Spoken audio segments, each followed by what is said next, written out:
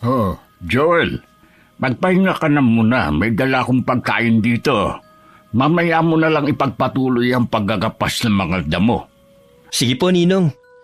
Sa susunod na linggo makakapagsimula na po tayo ng pagtatanim ng mais dito. Pinalad tayo sa nakarang ani natin. Sana ganoon din po sa susunod. Ay, sana nga iyo. Oh, itong pinggan. Kumain ka ng marami habang mainit pa yung sinigang na bangus. Tamang-tama, gutom na po ako. Sa akin na tong ulo, ha? Sa'yo na yung 2 hiwa. Magpakabusog ka dahil marami-rami pa tayong gagawin. 15 taon ng biyudo si Mang Lucio. At ang nag-iisa nitong anak na si Daniel ay nag-aaral sa bayan bilang doktor. Kaya't ang binatang si Joel ang madalas nakasama nito na kanyang inaanak. May malapad itong lupain sa baryo, kaya't ang ibang lupa ay pinarerentahan nito sa ibang magsasaka. Napansin nilang papalapit si Troy sa kanilang kinaroroonan na pamangkin ni Mang Lucio. Oh, Chong! Baka naman meron ka na may papahiram sa akin dyan. Kailangan ko lang talaga ng pera sa ngayon eh. Naku, Troy. Alam mo naman pinaiikot ko lang ang perang kinikita ko sa ani. At saka kakapadala ko lang ng pera sa pinsan mo. Dahil bayaran na naman sa eskwelahan. Sus! Ang dami mo pang pasakali. Ang damot mo naman, Chong. Minsan lang ayaw ko lang hihiram sa iyo eh. Babayaran naman kita. Aga-aga, amoy alak ka na. Ito ang 200 mo. Ito na. Yan lang ang pera ko eh. 200? Kulang to. Dagdagan mo naman. Sa laki ng lupa na pinapaupahan mo, hindi ako naniniwala na wala kang tinaming pera. Sus, Mariusep, kang bata ka. Akala mo'y nagpapala ako ng pera? Magtrabaho ka para may pantustos ka sa mga pangangailangan mo. Hindi yung puro alak yung inaatupag mo. Ang dami mo pa sinasabi. Kung ayaw mo akong pautangin, duwag! Ang damot mo! Di ka na naawa sa mahihirap na pamilya mo! Galit na kinuha ng lalaki ang 200 sa kamay ng kanyang tiyuhin. Pagewang-gewang pa itong lumalakad dahil sa kalasingan. Napapailing na lamang si Mang Lucio sa kakapalan ng mukha ng kanyang pamangkin. Kilalang basagulero at lasinggero sa baryo. Sana hindi niyo na lang po siya binigyan ng pera. Ipang-iinom lang niya yun eh. Hindi yan titigil hanggat hindi na pagbibigyan. Palibasa nagmana sa ama niyang puro bisyong inaatupag kesa magbanat ng buto. Pinag-aaral ng maayos pero pagbubulak-bulang ginawa noon, hindi rin tumutulong sa bukid. Tapos na maghatian sa lupa, siya pa itong may ganang magalit kung bakit maliit na bahagi ng lupa ang napunta sa kanya. Ang malawak na lupa ay napagmamay-ari ko ngayon ay dugot pawis ang pinuhunan namin mag-asawa. Maliit lang ito dati, ngunit dahil sa sipag at tiyaga, kaya lumawak at napaparentahan ko na. Pasalamat nga yang si Troy dahil ang lupang tinitirhan nila ngayon binigay ko sa kanila. Kahit na ibinenta na yon ng kanyang ama sa akin. Sa magkakapatid, iba-iba talaga ang ugali. Yan ang resulta kung hindi nakikinig sa mga nakatatanda. Yang ama ni Troy ay bunso naming kapatid. Kaya't hindi ganong naghirap dahil kaming 4 ang siyang kayod kalabaw sa bukid upang makapag-aral siya. Kaso nga lang imbis na sa matrikula mapupunta ang perang binibigay sa kanya, sa inuman naman ang bagsak. Kaya hindi nakapagtapos sa pag-aaral at hindi rin maaasahan sa bukid. Ayun, hingi na lang ng hingi. Kung hindi ka magbibigay, ikaw pa itong masama. Namatay lang si Mario na katamaran ng pinamana sa mga anak. Inaanak ni Mang Lucio si Joel sa matalik na kaibigan nitong si Manuela. Ang mag-amang siyang pinagkakatiwalaan nito sa maisan at palayan. May bigasan din ito sa palengke. At ang nagbabantay ay ang 2 kapatid ni Joel na sina Mira at Julia. Pamilya na ang turing ni Mang Lucio sa kanila dahil maaasahan niya mga ito sa mga gawain, lalo na pagdating sa pera.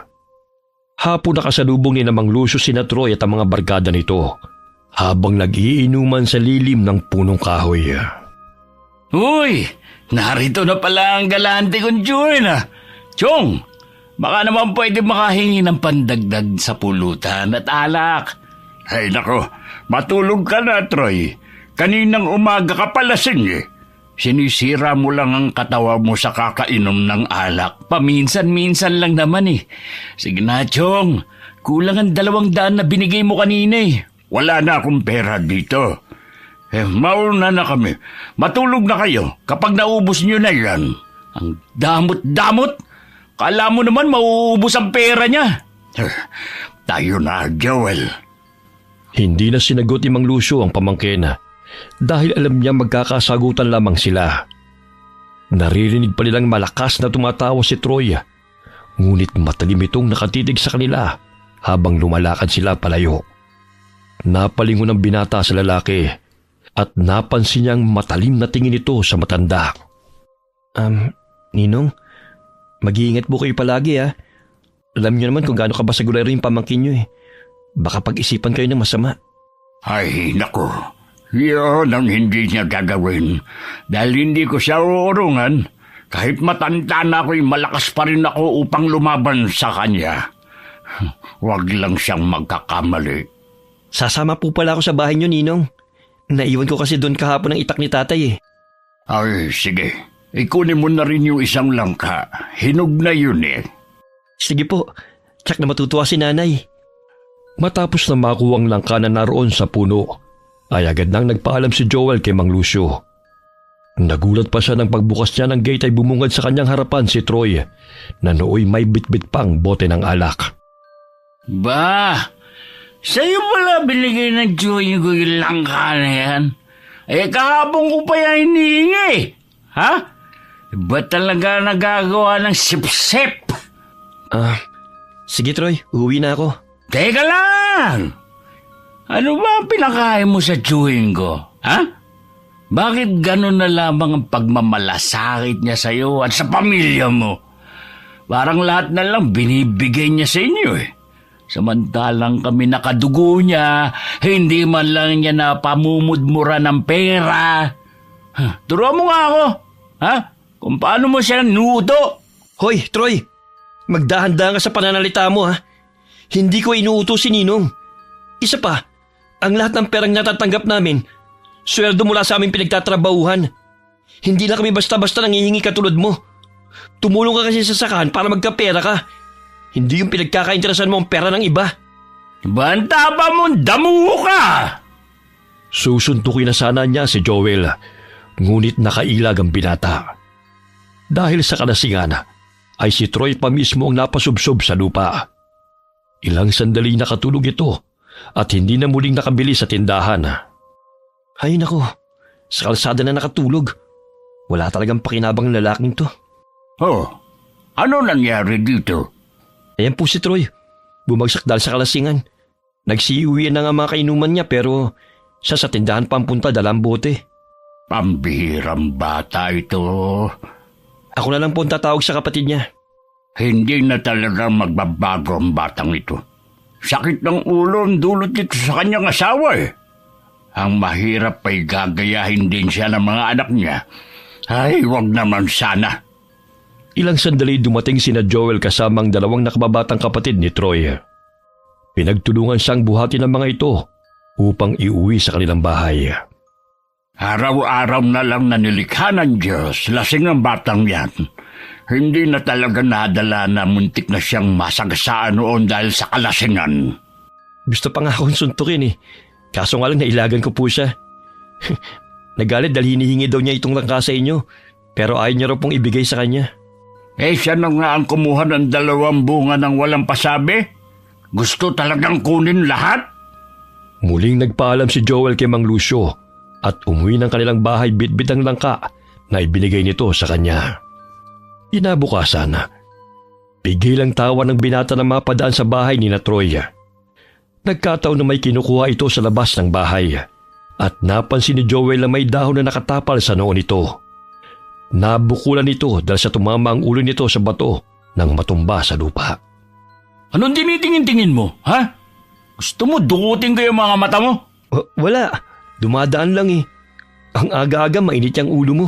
Wala kang pakialam. Hala, lumayas ka sa harapan ko. Basagin ko pa yung pagmumukha mong ulol ka eh. Nagpatuloy na lamang sa paglalakad ng binata dahil tila ba'y nasaniba na naman ng masamang espiritu ng alak si Troy. Maging ang mga mata nito'y nagka-black eye dahil hindi alam kung saan nabunggo sa sobrang kalasingan. Loko-loko talaga yung lalaking yun. Bigla na lang magagalit. Kulang na lang may lumabas na apoy sa ilong at tenga niya. Iho, may tubig ka ba riyan? Kahapon pa kasi ako naglalakad. Wala man lang ako mapagkunan ng tubig eh. Manang, sandali. Ikukuha lang kita. Nandun po sa kamalig. Salamat, Iho. At pasensya na sa abala, ha? Sumunod po kayo sa akin, Manang. Agad na isinali ni Joel ang tubig sa baso. Dali-daling nilagok yun ng matandang babae. Ngunit kinuha pa nito ang pitsel at muling uminom. Bilang pasasalamat ay binigyan siya nito ng langis na may sangkap ng halamang gamot. Ito palang langis, Iho. Makakatulong ito para sa pananakit ng iyong katawan. Ipahid mo yan, tsak, maiibsan ang pagod mo. Salamat po, Manang. Siya, mauna na ako ha. Malayo pa kasi ang pupuntahan ko. Salamat sa tubig, Iho. Mag-iingat po kayo. Ang talim naman kung makatingin ng matandang to. Mukhang pagod nga dahil namumula na ang mga mata niya. Hindi pa siguro siya nakakatulog. Tumalikod na ang matanda at agad nang umalis. Uminom na rin ang tubig si Joel na isinali niya mula sa pitsela. Tila ba'y may madulas na likido siyang naramdaman mula sa kanyang lalamunan. Tinignan niya ang tubig, ngunit malinaw naman yun. Naku, mukhang uhubuhin yata ako. May plema nang namumusa lalamunan ko. Makapagpahid nga ng langis na ito. Medyo hindi magandang amoy pero ang sarap sa balat ng anghang nito. Napangisi ang matandang babae nang makitang ginagamit na ng binata ang langis na ibinigay nito.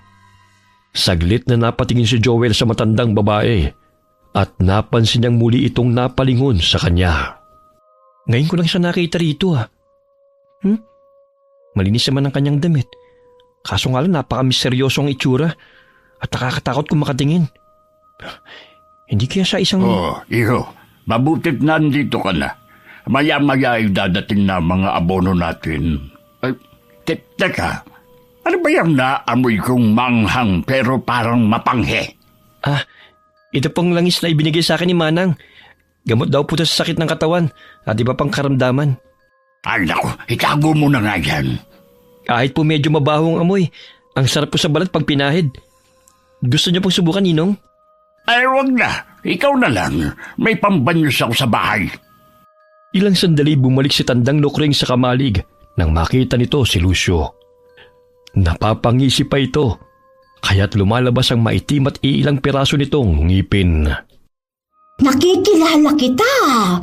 Ikaw yung lalaking nagbigay sa akin ng pagkain nung nakaraang araw. Baka naman may pagkain ka riyan. Ikaw na naman. Ang sabi mo pupunta ka ng kabilang bundok. Parang pabalik-balik ka lamang rito eh. Ay, oo. Doon naman talaga ang punta ko. Kaso nga lang nagugutom ako. Kaya naghahanap ako ng pwedeng mahinga ng pagkain. Mabuti ga nagkita ulit tayo. Uy, itong saging na saba, sa'yo na. Umalis ka na para hindi ka gabihin sa pupuntahan mo. Salamat. At ikaw naman, Iho. Gamitin mo yung langis na ibinigay ko. Makakatulong yan sa'yo sa kapahamakan at makapagbibigayan ng lakas. Siya, maiwan ko na kayo. Ninong, magkakilala po kayo? Mga matatanda lang ang nakakakilala sa kanya. Haka-haka noon na anak siya ni Aling Pilita na tinaguri ang aswang sa kabilang baryo. Maging dito sa ating baryo kinatatakutan sila noon. Isip bata yang si Lukring. Nang mamatay ang kanyang ina, naging palaboy na. Wala pa namang nakakita sa kanya na naging aswang siya o may pinatay. Ngunit sinasabi noon ang karamihan na hindi malayo na sa kanya pinamana ng kanyang ina ang pagiging aswang. Hoy! Naririnig ko usapan niyo! Sino nagsabing aswang ako, ha? Hindi ko nga maanguya-nguya itong saging eh. Laman pa kaya ng tao. Tigil-tigilan niyo ako sa pamimintang ninyo sa akin, ha? Hala, nasa labas pa pala siya ng kamalig. Patay tayo. Narinig niya sinabi mo, Ninong. Lumabas ng kamalig si Joel at hinarap ang matandang babae. Nanoy inis na nagsasalita habang hirap sa pagkagat ng saging na saba. Tulungan mo nga akong balatan to, iho. Nakikita mo bang wala na akong ipin sa itaas? Paano pa ako makakakain ng tao kung aswang ako? Ay, oo nga po. Hindi naman po ako naniniwala sa mga sinasabi ng iba tungkol sa inyo eh. Ito na po yung 2 saging na nabalatan ko. Ayos na po ba yan? Ay, oo. Mabuti naman kung hindi ka naniniwala sa kanila. Yang matandang kasama mo, mabait naman sana. Kaso nga lang may pagkamatabilang dila. Pero ayos lang. Binigyan naman ako ng pagkain, kaya patatawarin ko na lang siya. Sige po, Manang. Hindi pa po ba kaya alis? Tinataboy mo na ba ako? Parang nagmamadali ka yata. Ay, kasi sabi niyo po kanina aalis na kayo eh. Pero nandito pa rin po kayo. Baka naman may idadagdag ka pang pagkain. Kulang kasi tong isang sipi ng saging. Ang layo-layo ng pupuntahan ko, iho. Yan lang po kasing natirang pagkain dito eh. Meron po akong 20 pesos dito. Sa'yo na po. Bumili na lang po kayo ng tinapay sa tindahan. O sige, akin na yan. Pero iho, sekreto lang natin to ha. Yung langis na ibinigay ko, makakatulong yan sa'yo mula sa mga taong masasama. Inilapit pa ng matanda ang mukha nito sa binata at seryosong nagsasalita. Naaamoy pa ng binatang mabahong hininga nito, sanhi ng bulok nitong ngipin. Opo, sige na po.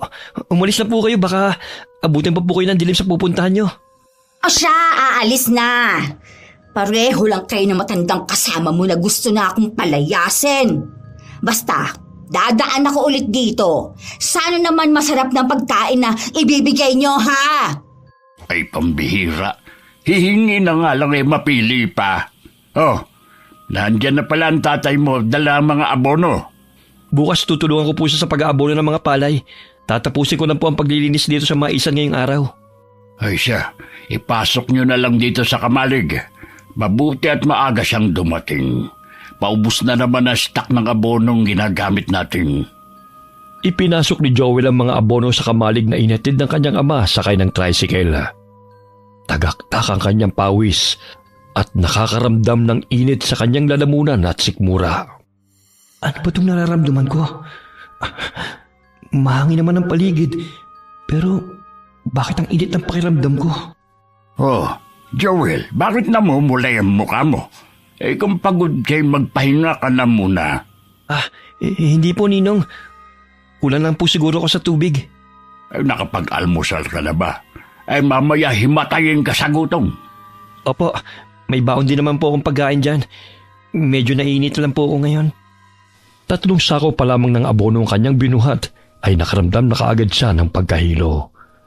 Kaya't saglit siyang umupo sa lilim ng kahoy at pinaypayan ang sarili gamit ang sombrero na gawa sa pandana. Ilang sandali uminom siya ng tubig at naubos niya ang laman ng pitsela. Unti-unting bumuti ang kanyang pakiramdam at nagsimula ng maglinis ng maisan.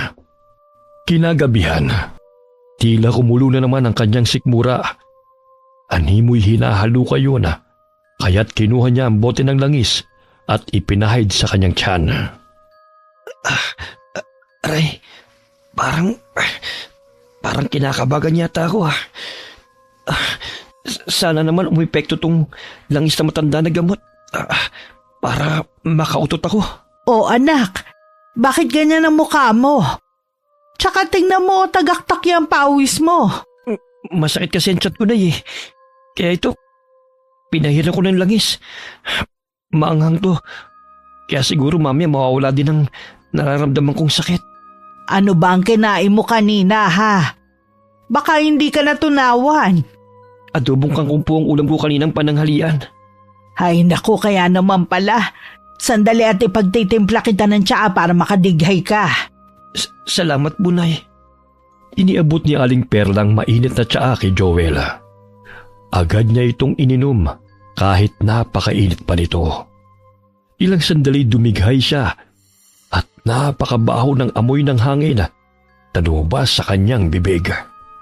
Ano ba yan, anak? Amoy bulok na itlog ang hininga mo. Dighay ang ginawa mo, pero amoy utot.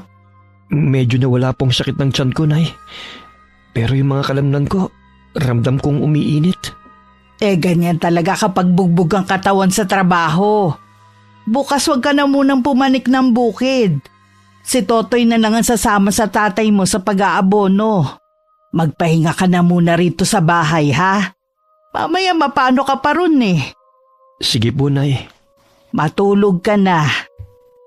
Samantala, napapangisi si Aling Lokring habang ginagala ang paningin sa kagubatan. Umuusal siya ng mga kataga habang tumatawa na mag-isa. Sa gabing ito, magsisimula na ang lakas na nananalaytay sa kanyang katawan at ang pagtubo ng binhi na napunla sa loob ng binata. Nararamdaman ko ang kanyang enerhiya.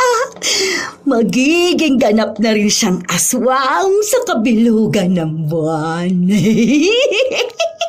Makakatulong din sa kanya sa panganib na nagbabadya sa kanyang paligid. Hoy, babae! Bakit ka nagtatago dyan sa gubat? Ang magandang babaeng na katulad mo, hindi dapat tinatabunan ng mga daon? At sino naman itong lalaking ito? Siya pa lang ang tumawag sa akin na maganda, ha? Umarap ka nga sa akin. Alam mo bang mahilig ako sa mga babaeng mahaba ang buhok at maganda, ha? Hoy! Ibitiwan mo nga ako! Aray! Aray! Lumayo ka sa akin! Makibot ka ba, ha? Bakit nandito ka sa dilim? Siguro sinusundan mo ako, no? Hoy, lalaki! Hindi kita sinusundan. Kanina pa ako nandito at nagpapahinga, ano? Ang baho mo! Umayos ka nga sa harapan ko!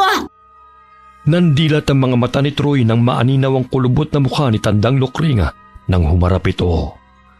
Dahil sa kalasingan ni napagkamalan niya itong magandang babae. Mahaba ang mayabong na buhok nito at kulay itim sa kabila ng katandaan nito. Ay, demonyo na nagkatawan daw! Bulisit ka! Kapag nakatalikod, parang biren. Kung nakaharap, mukhang sigbin. Ikaw itong lumapit at yumakap sa akin eh. Manyakis kang lalaki ka. Ambisyosa ka. Hindi kita pinagnanasaan. Sa pangit mong yan. Bakit mo ako niyakap kung wala kang intensyon sa akin? Salbahe kang damuho ka ah. Hala, layas! Lumayas ka sa harapan ko. Aray! Sakit! Tama na yung pagkakambas mo sa akin. Pagnanasaan mo pa ako, ha? Salbahe ka. Isusumbong kita kay nanay. Sa tanda mong yan, buhay pa nanay mo. Siguro kalansay na yun. Andun siya sa puntod niya. Isusumbong kita kapag nakabisita ako sa kanya. Walang hiya kang lalaki ka. Diyan ka na nga. Pangit na baliw pa. Animoy nahimasmasan si Troy sa kanyang kalasingan nang makita ang kulubot na mukha ni Lokringa na inakala niyang babaeng maganda. Tila naduduwal pa siya dahil muntik na nitong mahalikan ang matanda. Kumaripas ito ng takbo palayo hanggang sa napahinto siya sa bahay ng kanyang tiyuhin. Ay, buwisit na matandang yun ah. Wala talaga magandang dilag dahil sa mahaba at kumikintab pa niyang buhok. Nabudol ako ron ah. Teka, mukhang may hihiraman na naman ako ng pera. Gabi na may grasya pang dumadating. Nang makalis ang taong dala ang 10 sako ng bigas sakay ng jeep, ay dali-daling pinuntahan ni Troy ang tiyuhin bago pa man ito na isara ang gate. Chong, baka naman meron ka na dyan. Pambili lang ng ulam bukas. Ikaw talaga, Troy, wala ka ng patawad. Bantay sa lakay ka talaga. Alam mo naman pambayad ko pa to sa abonong inutang ko. Tumulong ka kaya sa palayan nang sa ganon hindi ka na humihingi sa akin. Bigyan mo na lang kasi ako, Chong. Alam mo naman, sumasakit ang katawan ko sa trabahong bukid eh. Wala akong maibibigay sa iyo, Troy. Namimihasa ka na eh. Tsaka ang laki ng katawan mo. Sayang naman kung hindi mo yan gagamitin sa pagtatrabaho. Maawa ka naman sa asawa at mga anak mo. Ikaw ang maawa, Chong. Ang dami mong pera. Pero hindi mo man lang kami magawang bigyan. Palibhasa, mapagmataas ka. Abay, ikaw patong galit. Samantalang ikaw itong batugan. Ang perang natanggap ko ngayon ay may pinaglalaan ng mga bayarin. Palibhasa, umaasa ka lang sa binibigay sa'yo. Ang inutang mo nga sa akin na 2,000 noong isang buwan, hindi mo naman binayaran. Ngayon, mangungutang ka na naman. Ginawa mo na akong bangko. Parang may pinapatago ka sa akin kapag nangihingi ka. Madamot ka talagang matanda ka. Matapobre ka. May araw ka rin. Malis ka na nga rito. Magbanat ka ng buto kung gusto mo magkapera. Kayo na nga tong tinutulungan. Sa akin pa kayo galit. Ang gusto mo ay ibigay kagad ang lahat ng hinihingi mo. Dahil sa pagkayamot ay sinarado ni Mang Lucio ang gate at tinalikuran ng bastos niyang pamangkin. Punyumang kamao ni Troya habang timbagang napatingala sa bahay ng tiyuhin. Pagsisisihan mo ang ginawa mong to sa akin, matanda ka. Kala mo kung sino ka na, ha? Pues, hindi mo na mapakikinabangal ang kayamanan mo dahil mapapasakin na ang pera mo, tanda! Umuwi si Troy ng bahay at nadatnan nito ang asawa na nag-iimpake ng mga gamit. Hindi na nakayanan ng asawa nito ang katamaran ng lalaki at puro paglalasing na lamang ang inaatupag. Imbis na ito ang magtrabaho, ang asawa pa nito nagkakandakuba sa paghahanap buhay. Bit-bit nito ang anak sakay ng tricycle at tuluyan ang iniwan si Troy. Kinabukasan, kahit medyo masama ang pakiramdam ay pumunta ng palayan si Joel. Kahit na nakainom na ng gamot para sa sakit ng katawan, ay hindi pa rin ito umiepekto. Akala ko ba masama ang pakiramdam mo, iyo? Magpahinga ka na lang muna. Nandito naman ang tatay at kapatid mo. Masalo pong sumasakit ang katawan ko kung nandun lang po ako sa bahay na nakahiga eh. Kaya ka naman po magtrabaho, Ninong. Basta kapag nakaramdam ka ng pagod, magpahinga ka. Huwag mong pilitin ang sarili mo, baka lumala pa yung nararamdaman mo. Si Troy yun ah. Bakit ang sama ng tingin niya sa atin? Hayaan mo na ang batang yan. Walang hiya at bastos. Nagkasagutan kami kagabi. Ako pa ang pinalalabas na masama, gayong siya na nga itong humihingi ng pera. Basta Ninong, mag-iingat po kayo. Siraulo po yung pamangkin niyong yan eh. Huwag lang talaga siya magkakamali dahil hindi ako magdadalawang isip na labanan siya. Hindi sa lahat ng oras ay mapagbibigyan ko sila gayong hindi naman sila nagsusumikap. Ako pa ang pinalalabas nilang masama sa kwento nila sa ibang tao. Kahit ano pong gawin nilang paninira sa inyo, hindi naman sila pinaniniwalaan ng mga tao eh. Matapos mag-abono ng mga pananim ay sumama si Joel kay Mang Lucio sa bahay nito. Sapagkat ihahanda pa nila mga sako ng bigas na dadalhin sa bayan kinabukasan. Dahil sa pagod ay nakatulog ang binata sa bodega nang hindi niya namamalayan. Napabalikwasan ng bangon ng marinig ang garalgal na boses ni Mang Lucio. Sumilip siya sa pintuan ng bodega at naninaw niyang may 5 kalalakihang naroon habang may bitbit na patalima at binubugbog si Mang Lucio. Bagamat naging pamilyar ang boses ng 2 lalaki sa kanyang pandinig, nakatakip ng tela ang mukha ng mga ito upang hindi sila makilala. Hoy, tanda! Ibigay mo sa amin yung pera! Sa lawak ng lupain at dami ng sakang pinarerenta mo, natitiyak ko, marami ka nang naimbak na pera. Wala akong pera rito, mga Ginoo. Sa katunayan naibayad ko na sa abono na inutang ko rin.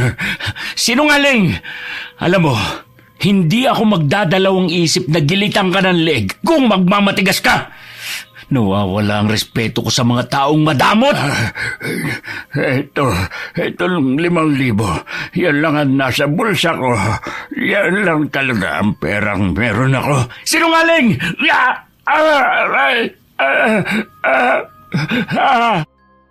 Tinadyakan ng lalaki si Mang Lucio ng paulit-ulit hanggang sa masubsob ito sa sahig.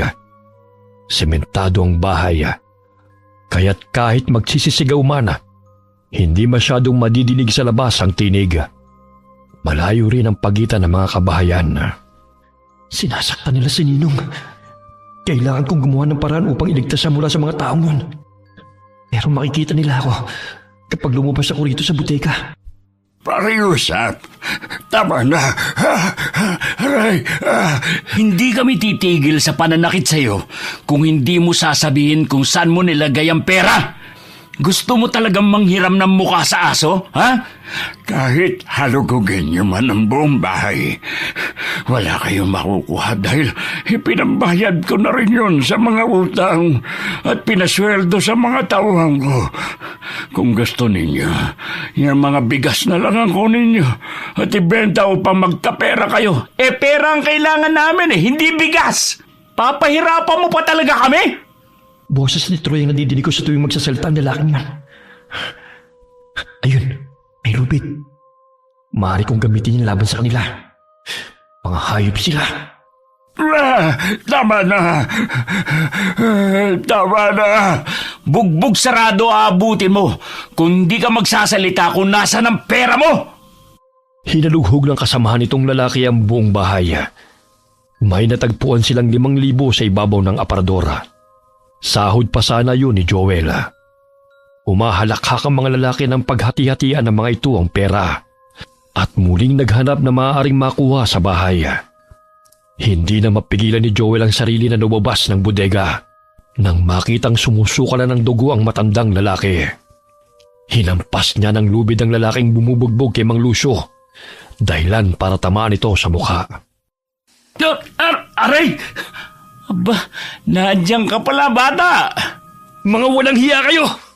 Mananagot kayo sa lagid ng batas sa ginawa ninyo kay Ninong! Mga magnanakaw!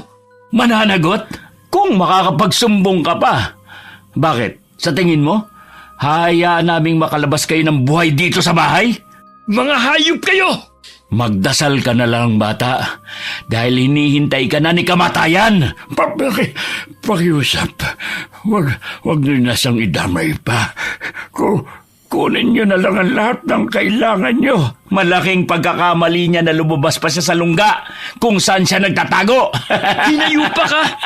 Gusto mo magkapera, pero sa maruming paraan? Ang laki ng mga katawan nyo!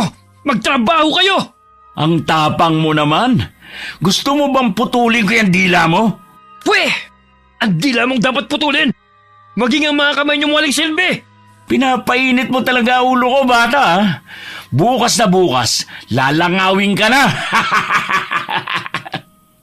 Inambaan itong sasaksakin si Joel. Ngunit pinulupot ng binata ang lubid sa leeg nito at biglang gumulong. Kaya't nabuwal ang lalaki ng masakal ito ng lubid. Tinanggal ni Joel ang telang nakatakip sa mukha nito. Kaya't nakilala niyang si Troy ang lalaking magnanakaw. Tulungan niyo ako, mga inutil! Ikaw lang pala? Nasisiguro kung mga kainuman mo mga kasama mong to. Hindi ka makakatakas! Papatayin kita! Pagbabayaran mong ginawa mong to kininong! Traidor kang batugan ka! Sinugod ng dalawang kasamahan nito si Joel. Dahilan para mabitiwan ng binata ang lubid na siyang pinulupot sa leeg ni Troy. Sinaksak siya ng isang lalaki sa dibdib, kaya't pumalahaw siya sa sakit.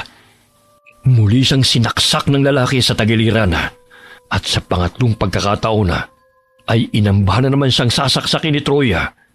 Bagamat naghihingalo, buong lakas na bumangon si Mang Lucio at itinulak si Troy. Ngunit nahagip ng matalim na itak ang leeg nito. Dahilan para sumirit ang dugo at pasinok-sinok itong bumulagta sa sahig. Wala kang kadaladalang matanda ka, ha? Dahil sa pagiging madamot mo, yan ang napala mo! Ninong! Troy! Demonyo ka! Kahit anong sabihin mo, tanda, wala akong pakialam. Mapapasamin ang bahay mo dahil susunod ko ang anak mong si Daniela. Traitor. Walang hiya ka, Troy! Kampun ka nga ng demonyo! Sarili mong tiyuhin! Nagawa mong patayin! Wala akong pakialam kung tiyuhin ko man siya. Dahil sa pagiging makasarili niya, nararapat lang yan sa kanya. At ikaw ang susunod kong papatayin. Kahit patayin mo man ako, walang bao na hindi umaalingasaw. Kagaya ng bunganga mo. Kahit na naghihingalo ka na, matapang ka pa rin. Huwag kang mag-alala. Maya-maya lang, makakasama mo na sina Chong at kamatayan. Hindi ka patatahimikin ang konsensya mo. Mananagot kayong lahat. At paano naman nila malalaman? Wala nga tumulong sa inyo rito, di ba? Ang tanga mo naman, bata! Sinabunutan ni Troy si Joel at pangising inilapat ang patalim nito sa leeg ng binata. Ngunit bigla nitong binitiwan si Joel nang mapansin na nag-iba ang itsura nito. Biglang namula at nanilisik ang mga matang nakatitig sa kanya at tila ba'y tinubuan ng itim na balahibo ang mukha nito. Ano nangyari sa mukha mo? Ngayon pa lang ay minumuto ka na ng konsensya mo. Patayin niyo siya! Parang naging halimaw ang itsura niya. Mamaya tayo pa ang patayin niyan! Maging si Joel ay nagtataka sa pag-init ng kanyang katawan. Kahit nanghihina man dahil sa malalalim na sugat na kanyang natamo, ay pilit siyang tumayo at itinulak ang mga kalalakihan na gustong pumatay sa kanya. Tumakbo siya patungong bintana at doon lumabas at tumakas. Habulin niyo siya! Hindi makakalayo yun dahil sa mga sugat niya! Aray, ang sakit ng mga sugat ko. Parang hindi ko na kaya tumakbo pa. Ayun siya! Pumasok sa kakawiyan! Huwag niyo siya kaya makalayo! Hindi niya tayo pwedeng isumbong! Hinihingal na tumakbo si Joel at pilit na tinatakasan ng mga kalalakihang humahabol sa kanya. Hanggang sa bigla siyang matisod at mawala ng malaya. Hinanap siya ni na Troy, ngunit hindi na siya nakita ng mga ito. Ay, ano ba yan? Natutulog ang tao nangiistorbo ka naman sino ka ba ang bigat mo, oy? Aray! Aray! Umalis ka nga! Nakapanilokring ang malapot na dugo na umaagos mula sa katawan ng binata. Kaya't hinila niya ito upang ilapag sa tanahiban. Sa tulong ng liwanag ng buwan ay nakilala niya ang binatang si Joel na madalas niyang hingian ng pagkain.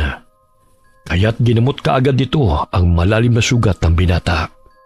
Kinabukasan, nagising si Joel na masakit ang katawan. Nagulat siya nang makita si Lukring na naroon sa kanyang tabi na tinatapalan ng dahon ng sugat niya sa dibdib. Kamatayan? Ikaw na ba yan? Sinong kamatayan? Ako to! Si Lokring! Lukring? Ibig sabihin, buhay pa ako? Bakit? Gusto mo ba na mamatay na? Ay, huwag ka muna magpupumilit na bumangon. Malalim ang natamo mong sugat, hay. Kailangan ko payang gamutin. Ray, ang sakit ng dibdib at tagiliran ko. Mabuti na lang at natagpuan kita. Kung hindi, namatay ka na. Eto inumin mong tubig. Ano ba to? Ang baho naman. Pwede mo naman sigurong hugasan ang lalagyan mo. Ang dumi. Huwag ka nang maarte. Malinis naman yan tubig. Nakuha ko mula yan sa kawayan dito sa gubat. Tsaka, yung basong yan, ipinamana pa sa akin ng nanay ko na ibinigay pa ng lola ko. Kaya huwag ka nang umarte pa dyan. Uminom ka na para lumakas ka. Nakita niyo ba yung mga lalaking humahabol sa akin? Hindi. Ikaw lang tong nang istorbo ng tulog ko. Pambihira ka. Bakit naman kasi gabi na'y gumagala ka pa sa gubat? Kaya ka siguro pinagtripan ng mga may kagagawan yan sa'yo, ano? Hindi naman ako gumagala. Tumakas ako dahil Gusto rin nila akong patayin. Kailangan kong bumalik sa baryo para panagutin ang mga taong pumatay kay Ninong Lucio at may kagagawa nito sa akin. Magpagaling at magpalakas ka muna. Hindi mo sila matatalo kung nangihina ka pa. Dumito ka na lang muna. Walang makakakita sa'yo rito. Ilang araw na natili si Joel sa gubat kasama si Tandang Lokring. Madalas siyang naiiwan sa kubo na ginawa ng matanda upang doon siya pansamantalang mamalagi. Dinadalan siya nito ng pagkain tuwing hapon o sumapit ang gabi kung kailan siya makakabalik sa naturang gubat. Kabilugan ng buwan. Tumayo siya mula sa pagkakahiga nang makaramdam ng pag-init ng katawan. Tila mapupunit ang kanyang balat. Napansin niyang tila ba'y tinutubuan siya ng itim na balahibo sa kanyang dibdib at humahaba ang kanyang tenga. Aray, anong nangyayari sa akin? Bakit parang humahaba ang tenga ko? Gising ka na pala. May dala akong papaya rito. Kumain ka na muna. Manang, ano pong nangyayari sa akin? Bakit tinutubuan ako ng makapalabalahibo sa katawan? At nag-iibang itsura ko? Kabilugan ng buwan ngayon, kaya ka nagkaganyan. Pero huwag ka mag-alala, naninibago ka lang. Ano pong nangyayari sa akin? Anong ginawa niyo? Hindi ko sinasadyang mayanggaw ka. Nainom mo ang tubig na nalawayan ko eh. Pasensya na ha. Sa sobrang uhaw ko talaga noon sa pitsil na ako uminom. Ano? Nayanggaw? Aswang ka nga. Oo, pero hindi ko sinasadya. Pambihira naman oh. Baka naman may paraan pa para maalis ang pagiging aswang ko. Wala na. Tuluyan na napunta sa katawan mo ang laway eh. Tsaka magpasalamat ka nga. Dahil sa pagyanggaw ko sa'yo, nabuhay ka pa. Dahil kung hindi, matagal ka nang naaagnas dahil sa lalim at dami ng saksak mo sa katawan. Paano na ako ngayon? Matatakot ang mga tao kapag nakita ko sa ganitong anyo.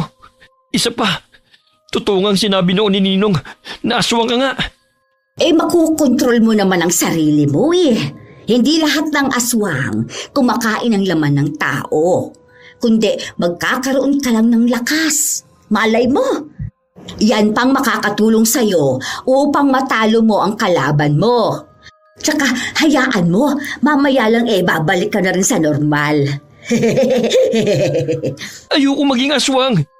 Wala ka nang magagawa. Nariyan na yan eh. Tanggapin mo na lang na ganyan ka na. Wala nang nagawa si Joel kundi ang manatili ng ilang araw sa gubat upang magpagaling. Gusto niyang magpagamot sa albularyo, kaya't napagpasahan niyang umuwi sa kanilang bahay. Nadatnan niya ang kanyang inang si Perla sa kusina. Nay? Joel, anak, saan ka ba nanggaling bata ka? Ano nangyari sa'yo? Umupo ka rito. Sandali lang at isasara ko muna ang bintana at mga kurtina. Bakit naman? Ikaw ang suspect sa pagkamatay ng ninong mo. At pinaghahanap ka ngayon ng mga otoridad. Saan ka ba nagsusuot na bata ka ha? Bakit ganyan ang itsura mo? Suspect? Pati nga ako muntik ng patay ng mga magnanakaw na yun eh. Tignan niyo po itong dibdib at tagiliran ko. Silang sumaksak nito sa akin. Ikaw ang itinuturo na pumatay kay Lucio dahil ikaw ang huling nakita na kasama niya. Nawawala ang mga alahas niya. Sina Troy at ang mga kasama niya, sigurado ako. Ang tarantado ngang yun ang nagturo sa iyo eh. Kailangan ko muna magtago, Nay. Gayong akong pinagbibintangan ng mga otoridad. May araw din sa akin ang Troy na yon at ang mga kasama niyang pumatay kay Ninong. Anak, saan ka naman pupunta? Huwag ka mag-alala, Nay. Kaya ko pong sarili ko. Patutunayan ko sa mga tao na hindi akong pumaslang kay Ninong. Hindi ako magnanakaw. Kundi ang mga pamangkin niya na gustong umangkin sa kanyang mga ari-arian. Pati ang buhay ng anak niya si Daniela ay nanganganib din. Alam kong hindi mo magagawang patayin si Lucio dahil pamilya na ang turing niya sa atin. Maging kami rito hindi nakatakas sa pang-uusig ng mga tao. Maging si Daniela, hindi makapaniwalang magagawa mo yun sa ninong mo. Hindi naman talaga akong pumatay kundi ang walang yan Troy na yun. Aalis na po ako, Nay. Bago pa may makakita sa akin dito. Mag-iingat ka, anak, ha? Matipid ng ngiti ang tugon ng binata sa kanyang ina at agad na umalis. Nakasalubong niya sa daan si Troya at nagtama ang kanilang paningin. Buhay ka? Bakit? Akala mo ba inuud na ako? Sa akin mo pa pinaako ang kasalanan mong hayop ka? Pagbabayaran mong ginawa mong tuki Ninong Lucio at sa akin. Yun ay kung paniniwalaan ka pa ng mga tao, lalo na ng pinsang kong si Daniela. Ikaw ang tinuturo ng mga tao na pumaslang kay tanda. Hayop ka, Troy. Tarantado ka. Hinding-hindi ka na makakabalik rito dahil mainit ka na sa mga tao, maging sa mga kapulisan. Yan ang akala mo. Hindi man aayon ng bata sa akin. Ako mismong sisingil sa inyo sa pagkamatay ni Ninong. Aray! Hindi ako makahinga. Ay, bitiwan mo ako! Papatayin kitang hayop ka! Nanilisik ang mga mata ni Joel habang sinasakal niya si Troya. Bagamat may mga taong papalapit sa kanilang kinaroroonan, kaya't binitiwan niya ang lalaki. Siniswerte ka pa rin hayop ka. Sa susunod nating pagkikita, hindi lamang yan ang aabutin mo, traidor! Tulungan niyo ako! Dakpin niyo siya! Siya ang pumatay kay Chong! Sinungaling! Ikaw ang pumatay dahil gusto mong makuha ang lahat ng pera niya! Tumakbo si Joel patungo sa kasukalan dahil hinahabol siya ng mga tao. Ngunit nasisiguro niyang natakot si Troy nang makita siya sa pag-aakalang patay na siya at nilapa ng mga hayop sa loob ng gubat. Gusto mo ng laro, ha? Pwes, ibibigay ko yun sa'yo, gunggong. Sino ang tinatawag mong gunggong? Ha? Hindi naman kita inaanor yan, ah! Ay, kayo po pala, Manang Lokring. Hindi po kayong pinagsasabihin ko ng ganun. Yung lalaki na kaaway ko. Akala ko kung ako dahil matatamaan ka talaga sa akin. Tulungan mo na nga lang ako magbitbit ng mga kamoteng kahoy. Ang dami kong nakuha rito, oh. Akin na po yan. Umalis na po tayo rito. Mukhang may mga paparating Mami, agawin pa nila yung mga nakuha niyong pagkain. Ay, subukan lang nila. Tatabasin ko ang mga kamay ng mga walang ya. Tayo na nga po.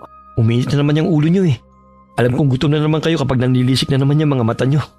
Kanina pa ako gutom. Hindi kasi ako nakapananghalian Palubog na ang araw hindi pa ako kumakain. Tutulungan ko na po kayo magluto nito. Gutom na rin po ako Wala bang pagkain sa pinuntahan mo? Wala po Ay, ano ba yan? Bakit wala? Inubos kasi ng mga mandurugas Ituturo ko po sa inyo kung sino siya sa susunod na pagkikita namin. Nagkita pala kami kanina nung lalaking gustong pumatay sa akin. Akalain niyo yun? Ako pa ang pinapalabas na pumatay kay Ninong. Pinaghahanap na daw po ko ng mga kapulisan. Nadaanan ko nga kanina na may lamay sa bahay ng lalaking madalas na nagbibigay ng pagkain sa akin. Siya yung pinatay, si Ninong Lucio. Ha? Bakit ngayon mo lang sinabi? Sinabi ko po sa inyo, no? Ay, nakalimutan ko siguro. Kailangan kong hanapin ang pumaslang sa kanya. Kaya pala, hindi ko na siya nakikita sa palayan at wala nang nagbibigay sa akin ng pagkain. Manang, tulungan niyo po ako. Pagbabayarin natin yung mga taong pumatay sa kanya. Nanganganib din po kasi yung buhay ng kanyang anak. Kayo, malaya kayong nakakagala sa baryo. Samantalang ako'y pinaghahanap ng mga tao at otoridad. Nakikiusap po ako sa inyo na bantayan niyo po yung anak niya. Hindi ko naman kilala yon. Di ba alam niyo naman po yung bahay ni Ninong? Yung sinabi niyong matandang lalaki na nagbibigay sa inyo ng pagkain. Kung maaari po manmanan niyo po yung bahay niya. Para naman malaman natin kung may masamang balak sila kay Daniela. O sige, hahanapin ko ang Daniela na yan, ha? Basta kailangan bigyan niya ako ng pagkain, ha? Kaibiganin niyo po siya. Mabait yun. Muling nanatili sa gubat si Joel kasama si Tandang Nokring. Habang si Troy naman ay hindi mapakali dahil mabibisto ng mga kababaryo na siya ang tunay na salarin sa pagpatay kay Mang Lucio. Dahil buhay pa si Joel sa pag-aakalang patay na ito dahil sa matinding pinsala na natamo nito. Lintik, buhay si Joel. Kailangan nating hanapin ang gunggong na yun bago pa tayo maunahan na magsabi sa mga otoridad. Paano siya nabuhay? Gayong ang lalim ng pagkakasaksak ko sa kanyang dibdib at tagiliran. Malapusa rin pala ang mokong na yun Sa gubat siya nagtatago. Kaya kailangan natin siyang hanapin doon. Mapapawalang bisa ang pagkakalat natin na siya ang pumaslang kay Chong. Tsaka sa akin naiiwan ni Daniela mga pinaparentahang sakahan dahil galit siya sa pamilya ni Joel. Mga walang saysay ang lahat ng pinaghirapan natin kung mananatiling buhay ang Joel na yun. O siya, sasabihan ko yung mga tropa na maghanda mamaya. Puputulin ko na ang leeg ng ulol na yun para masiguro kung patay siya. Kuyumang kamaong nagngingit-ngit sa galit si Troy nang maalalang muling pagkikita nila ni Joel. Hindi niya sukat akalain na sa dami ng saksak nito sa katawan ay nakayanan pa ng binata na makaligtas. Sumapit ang araw ng libing ni Mang Lucio at dumalo si Tandang Nukring. Nakilala niya si Daniela na pinababantay ni Joel sa kanya. Si Joel naman ay nagkukubli sa kakahuyan habang tinatanaw ang mga taong dumadalo sa libing. Nakita niya roon ang kaibigan ni Troy na si Nanding na siyang naalala niyang sumaksak sa kanya sa dibdib. Kasama pa nito ang 3 pinsan habang nag-uusap. Matapos ang libing ni Mang Lucio, ay agad na umuwi sina Daniela sa kanilang bahay kasama ang mga pinsan nito. Bagamat habang naglalakad ay tumabi si Tandang Nukring sa kanya at nakipag-usap. Ikaw siguro si Daniela, ano? Ay, napakaganda mong bata. Alam mo bang mabait yung tatay mo? Madalas niya akong binibigyan ng pagkain sa tuwing nakakasalubong ko sa daan. Hoy, tanda! Layon mo nga yung pinsan ko. Baka mahawa pa sa kapangitan at baho mo. Aha! Natatandaan kitang lalaki ka! Ikaw yung lalaki na muntik na akong pagsamantalahan! Sa tanda at pangit mong yan, kahit na gumuho man ang mundo, hindi ako magkakagusto sa'yo. Nananaginip ka ng gising Malis ka na nga rito! Sige, alis! Bukod sa pagiging manyakis mo, ikaw yung panay hingi ng pera sa mabait na matanda. Nagagalit ka pa kung hindi ka mabibigyan. Siguro, ikaw ang pumatay sa kanya, ano? Aba, ako pa ang pagbibintangan mo Umalis ka rito, tandang baliw! Oh, bakit nagagalit ka? Baka naman totoo na ikaw ang pumatay sa mabait na matanda. Dahil gusto mong kunin ang pera niya. Naaamoy ko ang sama ng ugali mo. Mabaho pa kaysa sa akin. Lumakad palayo si Tandang Nukring at muling napalingon kay Daniela. Nanimoy may ibig sabihin. Gustong suntukin ni Troy ang matanda. Ngunit pinigilan niya ang sarili dahil maraming tao ang naroon. Saglit na napalingon si Daniela sa pinsana at kitang-kita niya na animoy taranta itong nagpaliwanag sa kanya. Ringid sa kaalaman ng lalaki na bago sila pinuntahan ng matandang babae ay nasabi ni Joel kung sino ang pumatay kay Mang Lucio.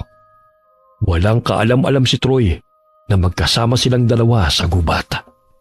Huwag kang maniwala sa matandang yun, Daniela. Hindi ko magagawa ang bintang niya sa akin. Mahal ko kaya si Chong. Hindi ko siya kayang saktan. Mas hindi magagawa ng anak kong patayin si Lucio. Dahil itinuring niya yung ama kahit hindi niya kaano-ano. Pero ikaw, na kahit kadugo ka niya, wala kang pakundangan ng bastusin ang tiyuhin mo. Magmamaang-maanga ka pang hayop ka. At ang anak ko pa ang ituturo mo. Aling Perla, bakit nandito ka? Hindi ba't pinagbawalan na kayong lumapit kay Daniela? Baka siya naman ang isusunod ng pamilya mong mamamatay tao. Nandito ako para sabihin sa inyo na walang kasalanan ng anak ko si Joel. Na mali ang lahat ng akusasyon niyo sa kanya. Maging siya nawawala ng dahil sa'yo. Nararamdaman kong may kinalaman ka sa nangyari. Hoy, tanda! Magdahan-dahan ka sa mga salitang kumakawala sa bibig mo Baka ipakulong kita. Ang anak mo ang pumatay kay Chong. Kaya nga nawawala siya, di ba? Tsaka ang pamilya mo ay manggagancho dahil mga sip-sip kayo. Hindi pa kayo nakontento sa lupang binigay ni Chong sa inyo. Gusto nyo pa siyang lamangan. Huwag mo kaming baliktarin. Dahil ikaw lang naman ang gusto umangkin sa pagmamayari ni Lucio. Madalas mo siyang ginugulo sa tuwing hindi ka niya napagbibigyan. Dahil lasinggero ka at bastos. Hindi na mapigilan ni Aling Perla ang humagulgula dahil sa pagtatanggol sa kanyang anak, maging sa kanyang pamilya. Naging mabuti silang tauhan ni Mang Lucio, ngunit sila patong pinagbibintangan ng masama.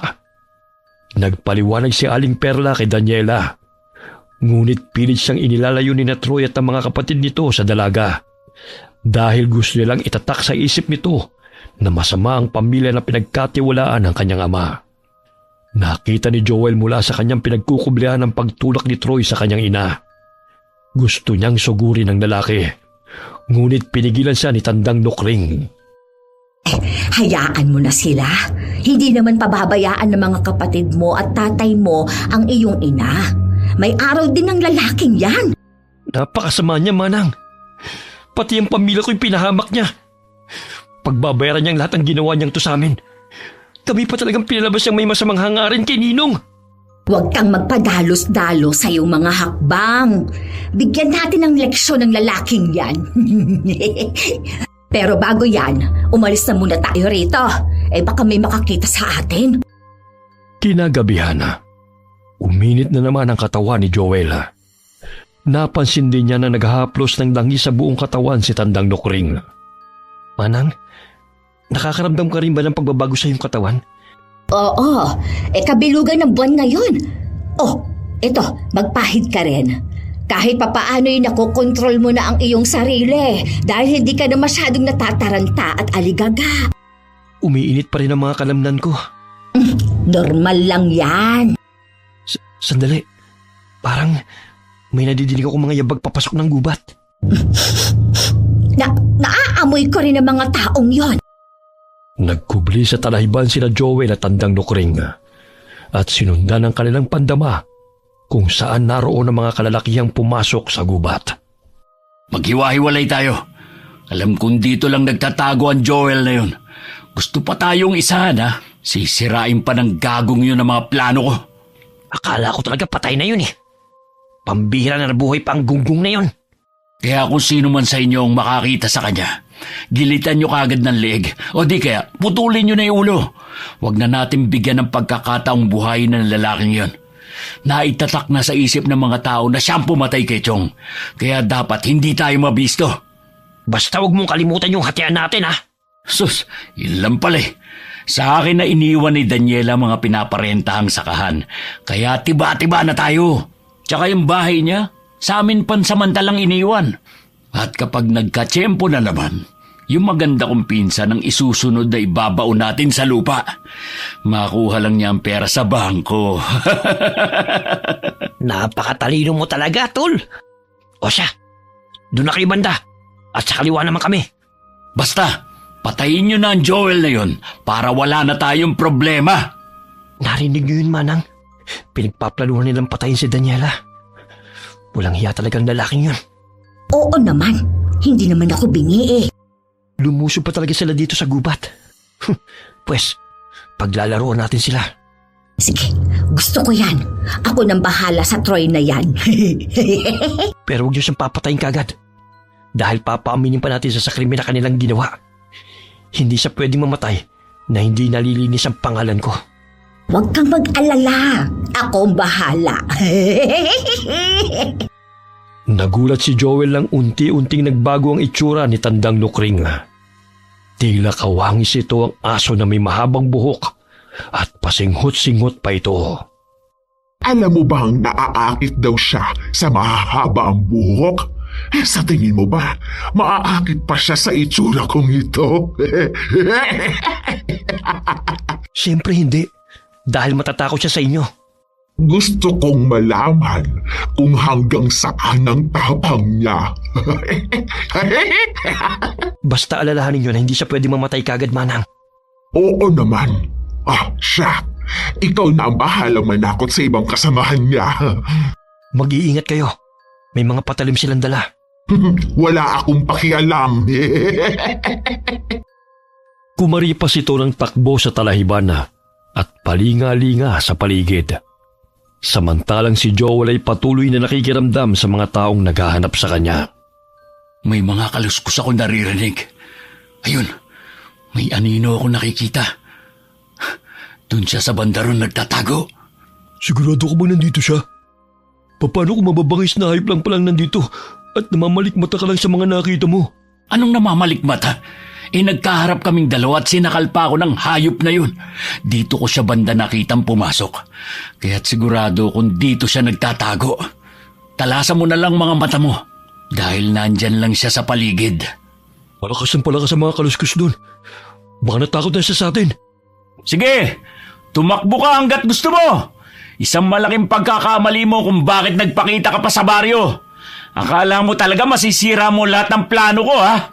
Pues, ngayon pa lang sasabihin ko na sa'yo, wala ka na magagawa dahil kapalaran ko ng yumaman at ikaw itinadhanang mamatay.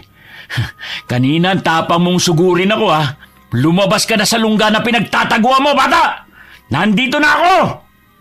Nakita nilang tumakbo ito, kaya't sinundan nila ng nakatago sa tanahiba. Hanggang sa huminto ito sa tapat ng puno ng malaking akasya at nakatalikod na animoy hinihingal. Pagod ka na ba magtago, bata? Alam mo bang hindi ka makakatakas sa amin? Kung gusto mo magpahinga, kahit habang buhay pa. Ako ba ang kinakausap mo? Kanina mo ba kasi ako sinusundan eh? Sino ka? Bakit ganyan ang itsura mo? Hindi ikaw si Joel! Sinabi ko na sa iyo na baka mabangis na hayop ang nandito eh. Hindi lang mabangis na hayop, kundi isa siyang aswang! Hindi ba? Sinabi mong natitipuhan mo ang mahahabang buhok? Pues, natitipuhan ko rin ang lalaking matapang na kagaya ninyo. Kaya, halina kayo. Gusto ko angkinin niyo ko.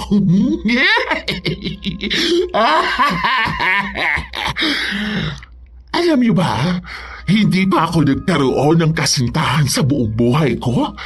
Baka sakaling kayo na ang itinadhana para sa akin. Lalo na ikaw, lalaki. Tol, ikaw ang gusto ng aswang na yan. Kaya, bahala ka na dyan. Hoy! Tigil-tigilan mo ako sa pagiging ilusyonada mong balaruha ka dahil ang pangit mo! Aba, suplado. Yan ang gusto ko sa isang lalaki eh. Kahit malayo ang kinaroroonan ni Joel, ay naririnig niya ang usapan ni na Troy at ng matandang aswang. Dahil lumakas ang kanyang pandinig nang siya'y maging ganap na aswang. Sige na, halikan mo na ako. Lumayo ka! Kung ayaw mong tabasin ko yung pangit na mukha mo! Hindi ko na palalampasin ang pagkakataon na makatikim ng lalaki sa buhay ko. Lalo ka na. Umalis ka sa harapan ko! Alis! Hinataw ni Troy ng itak ang matandang aswang. Ngunit maliksi itong nakailaga. Gamit ang mahaba nitong buhok, ay pumulupot yun sa paa ng dalawang lalaki at ibinitin sila ng patiwarek. Huwag na huwag ninyo akong galitin dahil wala akong patawad sa mga taong kinamumuhian ko. Pero kung ibinibigay naman ang aking gusto, hindi ko naman pinapatay. Tol, pumayag ka na kasing makipaghalikan sa kanya. Mamaya patayin yan. Mas gugustuhin ko pa mamatay kesa makipaghalikan sa kanya. Talaga ba? Akala mo ba hindi ko alam na kayong pumatay sa matandang lalaki na inilibing kanina? Sinong matandang lalaki? Anong pinagsasabi mo? Magmamaang-maangan ka pa? Kung ayaw mong ikalat ko sa baryo ang katotohanan, kailangang sundin mong lahat ng kagustuhan ko. Dahil kung hindi, mawawala ang lahat ng tinatamasa mo ngayon. Sino ka bang aswang ka? Hindi ko alam ang mga sinasabi mo.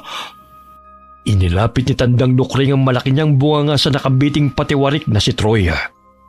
Siniil niya ito ng halik hanggang sa mahirapang huminga ang lalaki. Ilang sandali tumigil din siya at nasisihang makita ang reaksyon ng lalaki. Ang baho ng hininga mo! Ganito pala ang pakiramdam ng halik. Abay, ang tamis na labi mo, ha? Lumayo ka sa akin! Chupay! Umalis ka! Yang kasama ko na lang ang halika mo! Sigurado magugustuhan mo siya! Bakit ako? Ikaw tong natipuan niya eh. Hoy! Aswang! Layuan mo ako! Halos mahimatay si Troy nang ibagsak siya ng matandang aswang at muling siniil ng halik. Habang isang kasama nito'y itinali ng aswang sa puno ng akasya. Pakiusap, huwag mo akong pagsamantalaan! Bitawan mo ko! Pinapainit mo kasi ang katawan ko. Lalo akong ginaganahan kapag nagtatapang-tapangan ka. Bitawan mo ko! Hayop ka! Grabe naman si Manang. Piniglaruan talaga niya si Troy. Sandali, may paparating. Boses ni Troy yun Punta natin sila. Baka nakita na nila si Joel. Kailangan ko magpakita sa kanila.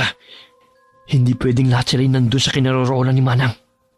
Lumabas ng pinagkukublian si Joel at nagpakita sa 3 lalaki na naghahanap sa kanya. Wari tumakbo siya ng dahan-dahan at nagkunwaring natisod. Si Joel! Hulihin niyo siya! Diyan ka lang pala nagtatago Pinahirapan mo pa kami. Ano bang kailangan niyo sa akin? Wala naman akong kasalanan sa inyo Ang kasalanan mo lang naman sa amin ay nabuhay ka pa. Bakit? Dahil natatakot kayo mabunyag ang katotohanan na kayong utak sa pagkamatay ni Ninong? Pagbabayaran yung pagpasalang niyo sa kanya at sa pagsira niyo sa buhay ng pamilya ko. Maging sila'y pinaratangan ng kung ano-ano dahil sa kawalang hiya niyo. Ang daldal mo rin pala, Joel. Sabihin mo na kung anong gusto mong sabihin ngayon. Dahil sa pagkakataong ito, ibabaong ka na namin sa limot. Yan ay kung papayagan ko kayo. Tumingala si Joel sa bilog at maliwanag na buwan. Unti-unting humaba ang kanyang tenga at nguso na animoy mahalin tulad sa aso. Tinubuan din ng mayayabong na itim na balahibo ang kanyang dibdib dahilan na napatras ang 2 kalalakihan nang makita siya ng mga ito.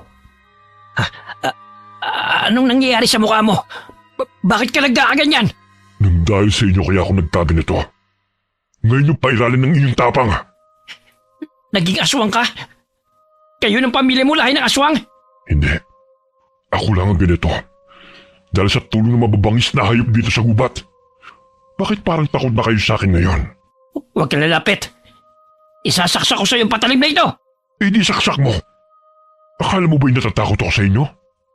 Sisip-sipin ko lahat ng dugo ninyo. At sisimutin ko ang lahat ng inyong laman loob. Patayin niyo siya! Naduwag na ang mga kasama mo. Hindi na kayo makakalabas ng buhay dito sa gubat. Malaking pagkakamali nyo ng tumungtong sa teritoryo ko. Hoy, kayong dalawa! Ano pang hinihintay nyo? Patayin niyo siya! Nanginginig ang mga kamay na hinataw ng 2 kalalakihan ng aswang na si Joel. Ngunit nakailag ang binatang aswang at malakas niyang tinadyakan ng 2 lalaki na muntik nang sumaksak sa kanya. Hinawakan niya ang paa ng mga ito at paulit-ulit na ibinagsak sa lupa. Dahilan namang hina ang 2 kalaban nito. Kinuha niya ang mga patalim at hinabol ang lalaking tumatakas. Saan ka pupunta? Pakiusap. Huwag mo akong saktan. Si Troy. Si Troy ang singilin mo sa lahat ng atraso niya sa'yo. Siya naman ang mastermind ng lahat ng ito Siya nag-utos sa amin na pagnakawan si Mang Lucio kapalit ng pera na makukuha namin. Sa mga tao at kapulisan mo yan ipaliwanag. Lilinisin niyo ang pangalan ko. Dahil kung hindi, dudukutin ko ang puso mo at ipapakain ko sa mababangis na hayop dito sa gubat. Naiintindihan mo ba ako? Oo. Basta't huwag mo lang akong papatayin, pakiusap. Maging ang pamilya ko'y kinamumuhian ng mga tao dahil sa agagawa niyo. Hindi ako papayag na sisirain lamang yung reputasyon ng aking pamilya dahil sa pansariling interes sa mga batugan at walang hiyang katulad niyo. Pakiusap, ilayo mo yung itak sa leg ko. Kating-kati na ang kamay kong gilitan ka ng leeg. Maawa ka. Pakiusap, huwag mo kong patayin. Bibitiwan na sana ng binatang aswang ang lalaki. Ngunit malakas siyang hinampas ng kasama nito sa likod gamit ang malaking sanga ng kahoy. Dahilan para magulat siya at ihagis ang lalaki na kanyang sinasakal. Tumilapon ito't nabunggo sa puno at nawala ng malay. Gusto niyo talaga ng laban? Pues, Hindi ko kayo uurungan. Sige, lumapit ka! Dahil babalatan kita ng buhay, aswang ka! Kayo ang babalatan ko ng buhaya at ipapalata ko sa mababangis na hayop dito sa gubat. Isa ka palang halimaw, Joel. Sa kabila ng pagiging tahimik mo noon, may lihim ka palang tinatago. Tarantado ka talaga. Ako pa talagang palalabasin yung masama. Kayo na nga ito nagpahamak sa akin. Kinutusan ni Joel ang lalaki dahil sa inis. Muli niya itong sinampala nang magsalita pa itong muli. Isang salita pa. Hihilahin ko na talaga yung dila mo. Oh, kumusta kayo rito? Mukhang nagkakainitan kayo rito, ha? Ito kasi mga damuhong ito pinapainit ang ulo ko. Siya, dalhin mo na yung mga lalaking yan doon sa lugar na pinagdalahan ko doon sa dalawa. Ay, naku, napakasarap palang halikan ng Troy na yon, ha? Amoy alak lang ang bunganga, pero siya ang mas masarap sa kanilang dalawa. Uy, baka gusto mo rin ng tatlong ito, Manang, ha? Siya, dalhin mo na sila roon para matikman ko. Saan niyo kami dadalhin? Aray! Bitawan mo ako! Huwag na maraming pangtanong, ha? Naririndi na ako sa boses ninyo. May kasama ka pang aswang? Pamilya ng aswang pala kayo! Ang daldal lang isang yan, ha? Siya ang isusunod ko mamaya pagdating natin sa kubo. Narinig mong sinabi niya, Manang? Ikaw daw ang isusunod niya. Dahil ang ingay-ingay mo.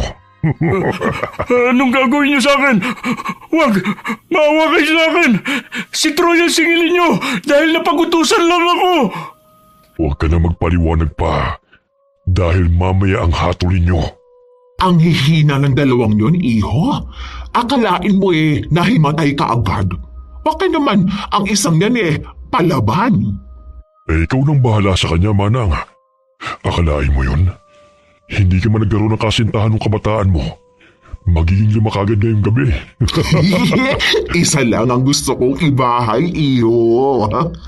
Baka magselos ang iba. Aba, may ganun? Iba ka rin, Manang, ha? Dinala nila ang tatlong kalalakihan sa kubo kung saan nakatira si Tandang Nokring. Nadat na nilang nakatali na sa dalawang puno, sina Troy at ang isang lalaki. Pakaulan mo kami rito! Mga aswang pala kayo, ha? Kanina ka pa, ha? Ang ingay-ingay mo! Mga demonyo kayo! Pakawalan niyo ako rito! Hindi ka talaga titigil, ha? Kailangan mo na talagang patahimikin gunggong ka! Itatali ko lang tong dalawa.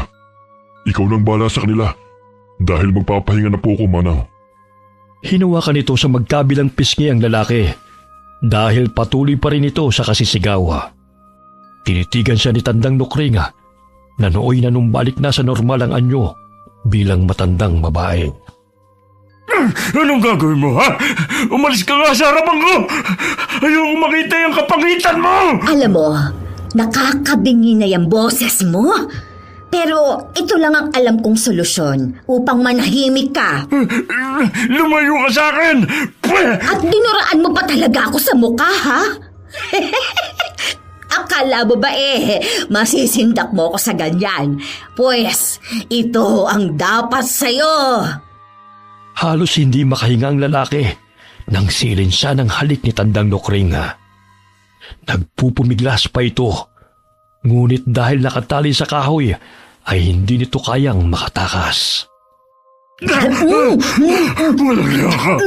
Ang baho ng hininga mo! Oh, masarap bang laway ko? Tignan mo yung mga kasama mo. Nanahimik dahil kung sino man ang mag-iingay, makakatikim ng aking halik. Sige, mag-ingay pa kayo dahil sabik sa halik yan si Manang. Mga baliw! Oh, Manang, baliw ka raw, oh. Sino baliw, ha? Muling hinalikan ni Tandang Nokring ang lalaki nang magsalita ito. Maging ang mga kasamahan nito ay tikom ang mga bibig sa takot sa matandang aswang. Bihag ko na kayong lahat simula sa gabing ito. Ang sino mang magtatangkang tumakas ay aking papatayin. Sa oras na magtatanong ako nang hindi nasasagot ng tama, ay papatawan ko ng parusa. lahat ng kagustuhan ko susundin ninyo. Dahil iba akong magalit. Naiintindihan nyo ba? Paano po silang sasagot? Takot po silang mahalikan nyo. Ay, oo nga pala. Sa oras na magtatanong ako, dapat sagutin ninyo. Dahil kung hindi, hahalikan ko kayo ulit hanggang sa magsawa ako. Pigil ang galit ni Troya dahil nangihina na ang katawan niya sa ginawang pagromansa sa kanya na matandang aswang. Buwisit na aswang na yun. Makawala lang ako rito. Tatantarin ko ng pinong-pino ang katawan nun. Ang baho-baho ng hininga. Parang imburnal. Troy, parang may gusto ka yatang sabihin Alam mo ba, iho? Ang lalaking yan ang nagugustuhan ko sa lahat. Parang ang nabihag niya ang puso ko eh. Narinig mo yan, Troy? Nagustuhan ka ni Manang. Papatayin ko kayong dalawa. Sige lang, magpakasaya kayo. Dahil hindi magtatagal, makakaalis din ako rito. Manang, tignan mo. Malagkit ang tingin niya sa'yo. Mukhang nagustuhan niya rin yung halik mo. Nilapitan pa ito ni Tandang Lokring at hinimas-himas ang pisngi ni Troy. Halos humagalpak sa tawo si Joel nang makitang hindi maipinta na mukha ng lalaki habang iniiwasan ito ng tingin ng matandang babae. Pambihira talaga tong si Manang. Talaga nag-i-enjoy sa pakikipaglaro sa mga lalaking to. Makatulog na nga. Kinabukasan, halos mangawit sina Troy sa kahoy na pinagtalian sa kanila.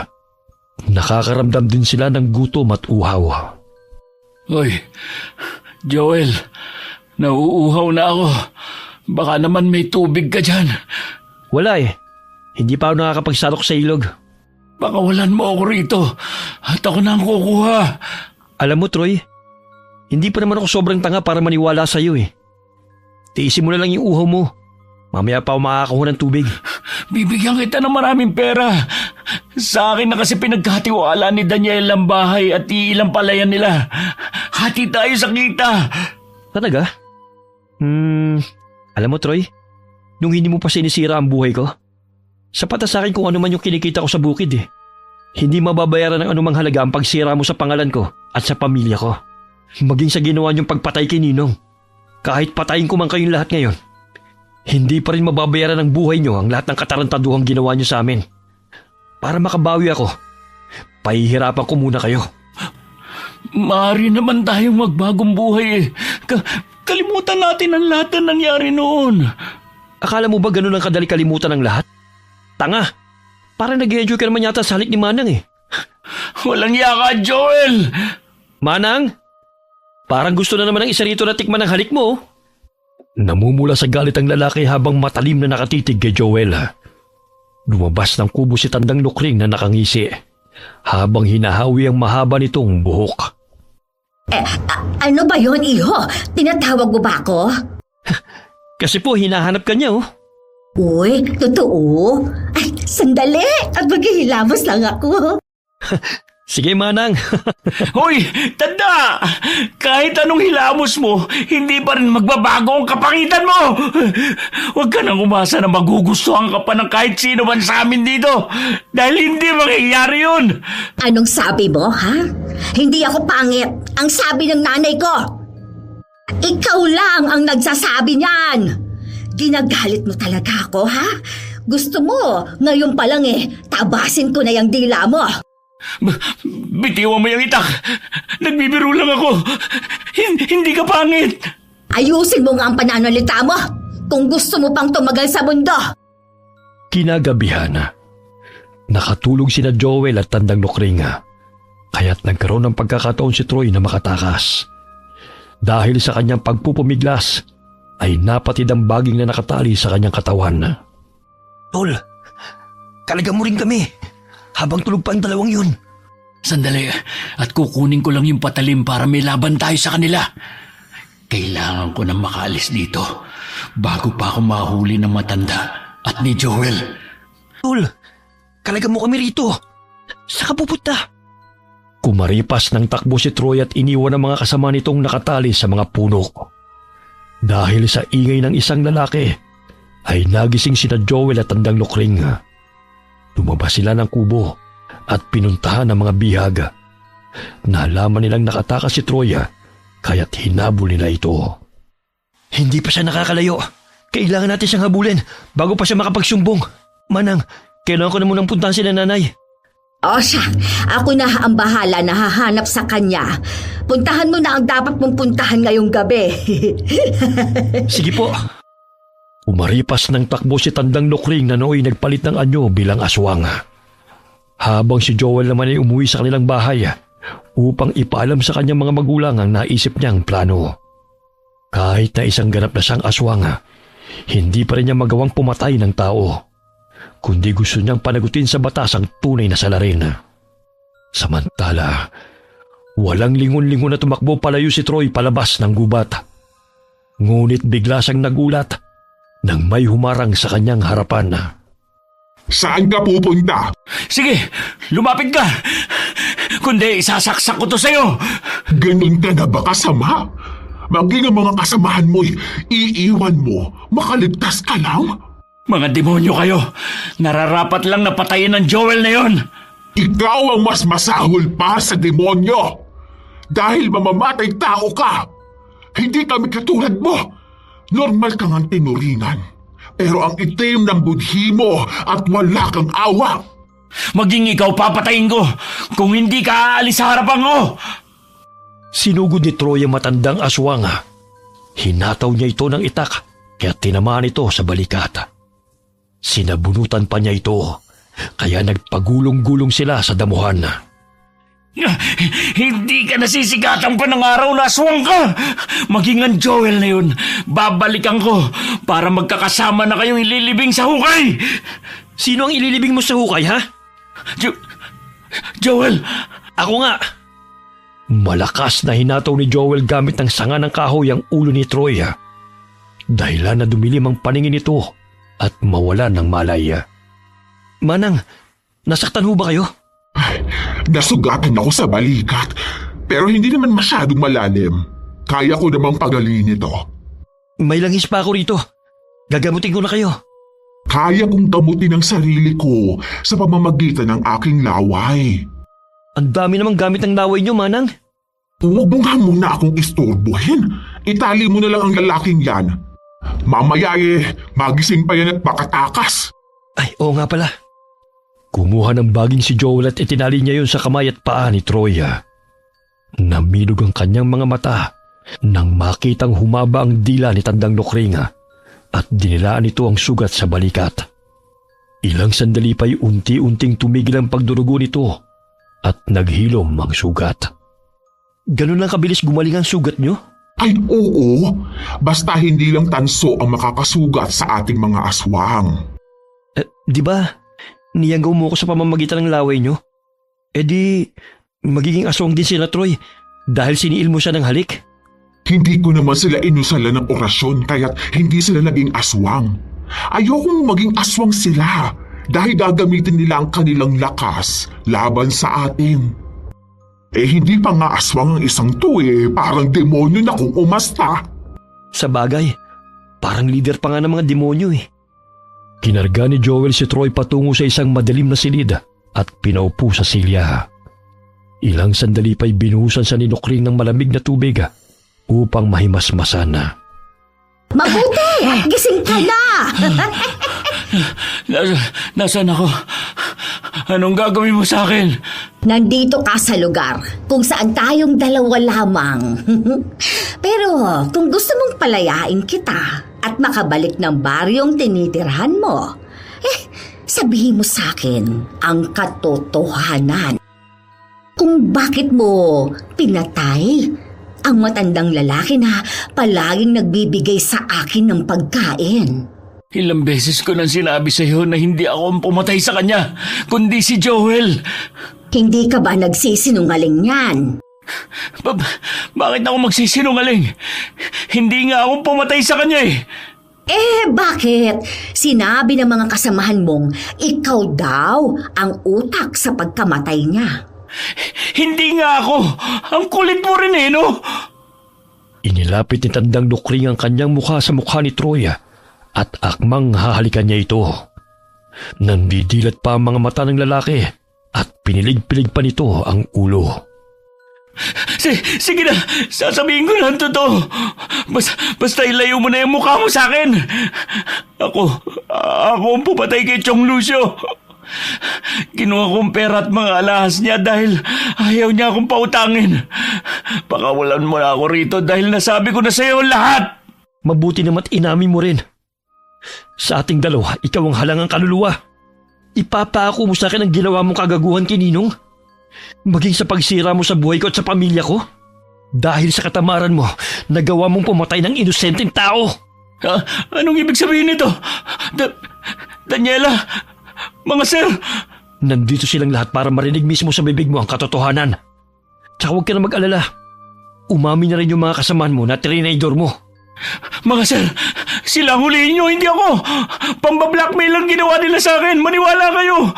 Aswang si Joel. Aswang siya. At ang matandang yan. Daniela, pinsan, wala akong kasalanan. Maniwala kayo sa akin. Nagulat si Troy nang biglang lumiwanag ang silid at naroon ang pinsan niyang si Daniela at ang dalawang pulis na kaibigan nito. Maging ang mga magulang ni Joel ay naroon din. Dinampot ang mga kapulisan si Troy at ang mga kasamahan nitong salarin sa pagkamatay ni Mang Lucio. Ganun na lamang ang paghingi ng paumanhin ni Daniela na naniwala sa sinabi ng kanyang mga pinsana upang maangkin lamang ang mga ari-arian ng yumao nitong ama. Anak, miss na miss ka na namin. Sa wakas nagkaroon din ng hustisya ang lahat. Tingnan mo, nangangayayat na ang katawan mo. Umuwi ka na sa bahay upang makakain ka naman ng maayos. Naku, Nay. Hindi naman po ako pinabayaan ni Manang Lukring eh. Siya pong tumulong sa akin nung nasa gubat ako. Lukring, salamat sa lahat ng tulong mo sa aking anak. Malaki ang utang na loob namin sa iyo. Mahigpit na niyakap ni Aling Perla sa tandang Lukring. Hindi lingid sa kalaman ang ginangan tungkol sa kwento noon sa matandang babae. Ngunit hindi naging hadlang ang pagiging aswang ni Lukring upang makatulong sa taong nasa bingit ng kamatayan. Pakiusap mga sir. Huwag niyo akong dalhin sa presinto. Hindi ako salarin. Yung matanda si Joel. Mga aswang sila. Muntik na nila kami lapain sa gubat. Maniwala kayo. Naku! Harapin mo yung mga preso sa bilibid. Doon ka magtapang-tapangan, Troy. Gusto ko sanang asawahin ni Manang eh. Kaso na turn off na sa sayo. Bibisitahin na lang kita sa presinto, Troy, kapag may panahon ako. Mga walang hiya kayo! Pakawalan niyo ako rito! Tuluyan ng pinusasan sina Troy at ang mga kasamahan nito. Napatunayan sa korte na si Troy ang utak ng krimen at ang apat na kasamahan nito.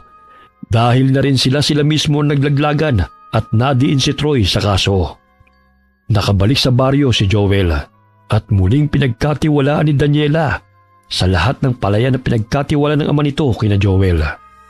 Maging ang bahay ay iniwan niya sa binata dahil wala na siyang planong manirahan sa bahay kung saan pinaslang ang kanyang ama. Anak, kahit papano ang kabutihan at katotohanan pa rin ang nanaig.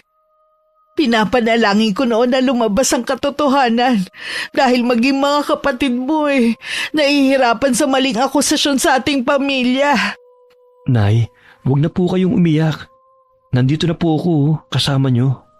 Hindi ko lang kasi lubos maisip, anak, na muntik ka na mawala sa amin Sa kabila ng kabutihang ipinapakita natin, may mga tao pa rin talagang gusto tayong pabagsakin. Bagamat kay buti ng Panginoon dahil dininig niya ang aking panalangin. Nay, makakapagsimula na po tayo. Akalain niyo yun sa atin iniwan tong bahay. Kahit na anong pilit ni na Aling Perla at Joel kay tandang Lukring na doon na lamang sa kanilang bahay manirahan ay ayaw pa rin ito. Sapagkat nasanay na siyang manirahan sa gubat at humihingi na lamang siya ng pagkain sa mga ito.